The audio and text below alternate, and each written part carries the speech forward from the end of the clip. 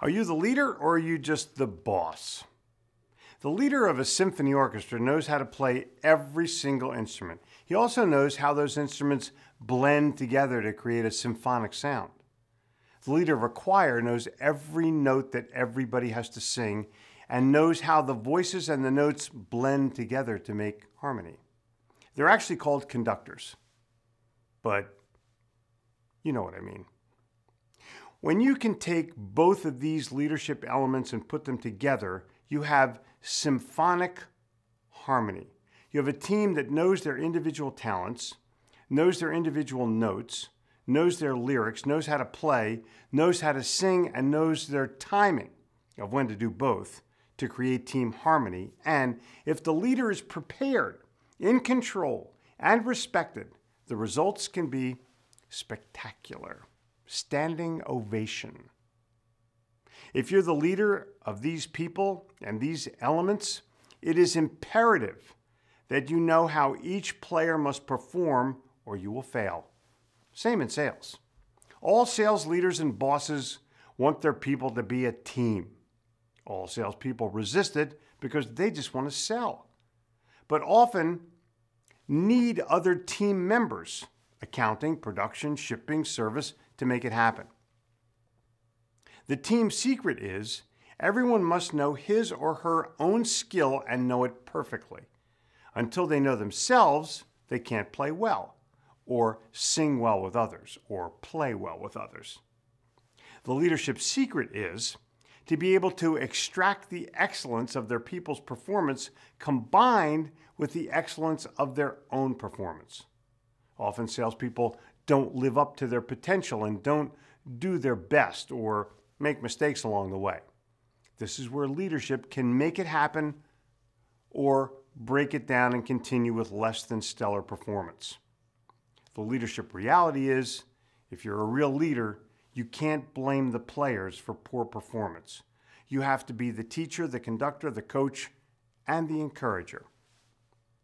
On the eve of a symphony performance, thousands of people pay to watch the orchestra and the conductor perform. And at the end, there's usually a thunderous applause, cheers of bravo, flowers given out all over the place, and at the urging of the conductor, members of the orchestra standing one or two at a time to take individual applause and a bow. You, as the spectator, the customer, paid for and saw a 1-hour performance. But the outcome was not determined by their performance that evening. The outcome was determined long ago when they were practicing. If they didn't practice, their performance would not have been acceptable. Same with you. And the key is in the message I'm trying to transfer. Leaders and orchestra members practice together. It's the same in sales. You can't just be the boss of the manager. You got to be the leader by example and a coach who knows the game. You got to set the standard. If you've ever seen the video of the immortal UCLA basketball coach John Wooden on leadership, you saw him on the court passing the ball to his players at the top of the foul circle, leading the weave.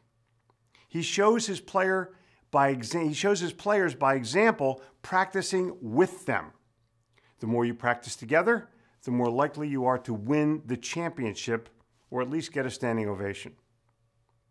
In sales, this means go with your people, make calls with them, help them make more sales, be their coach, not just their boss. Your time is as valuable as their time.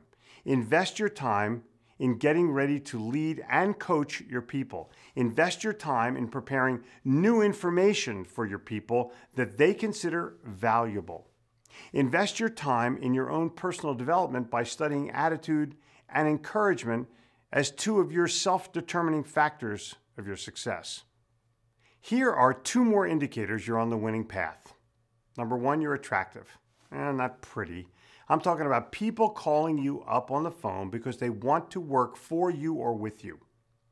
You ever have a college professor that everyone would line up for and hope they would make it into the class? The questions you need to ask yourself are, who's willing to line up and wait for you? Who wants to play on your team? Who wants to sell for you? And number two, your former players stay in touch with you. You know, people move on with their careers, but I want anybody that leaves your company to say that you were the best coach, the best leader, the best boss that they ever had. When that happens, you don't just win best coach, you win the game of life. Boss or leader, boss or coach, boss or teacher, boss or encourager. The choices are obvious. Your challenge is to make them your reality. I hope you do.